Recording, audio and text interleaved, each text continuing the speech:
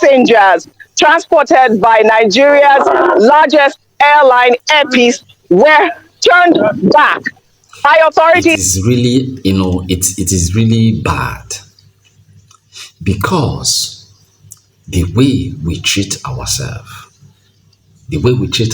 internally contributes so much. The way someone external has to see us or treat us.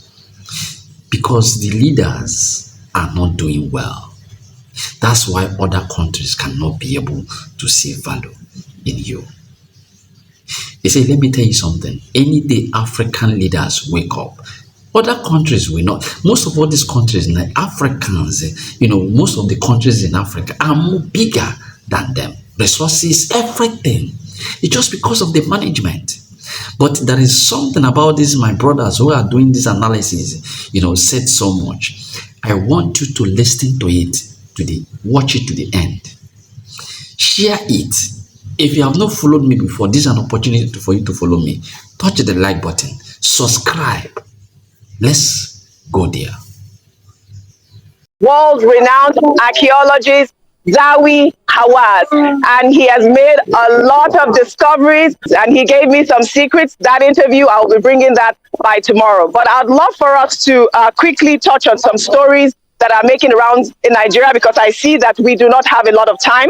I'd like for us to talk about the story emanating from Saudi Arabia on Monday, where visas of all 264 passengers transported by Nigeria's largest airline, Air Peace, were turned back by authorities of Saudi Arabia. We don't know why. At this point, it seems like some sort of aerospace politics that they are playing at this point. The authorities did that when the president of Nigeria was in Saudi Arabia. Some sort of, it appears like some sort of conspiracy against the Nigerian airline at this point, Dr. Abati.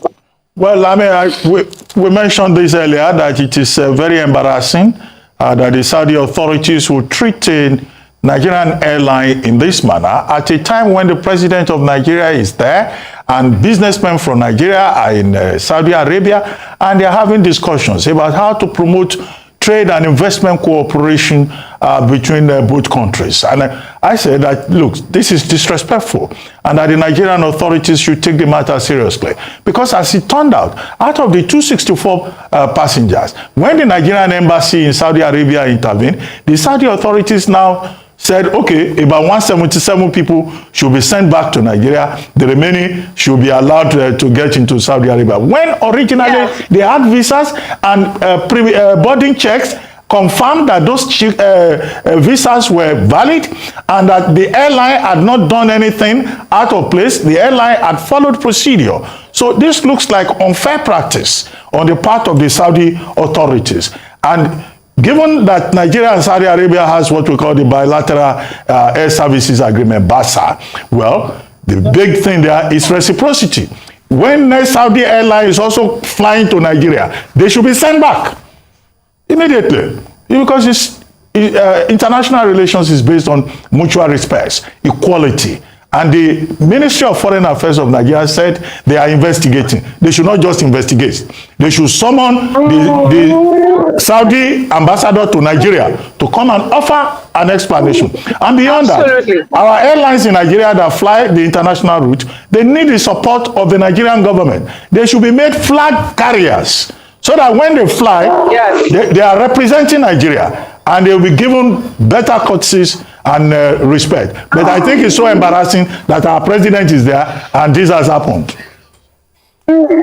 Yes, I think so too. Rufai, over to you on a quick comment. I mean, I strongly agree with Dr. Abati on that idea of reciprocity. I mean, I think some people on social media, if I can pull up some tweets, are even saying that they should give Saudi Arabia the Abacha treatment. I don't know if you remember back in the 90s when Abacha had banned British Airways. At this point, I think it is a disgrace. I think it is unfair. And I think that the Saudi Arabia authorities have a lot to answer at this point. So like I said this morning, because we have to wrap up now, Jay, like I said this morning, this is unfair, this is sad, this is abhorrent.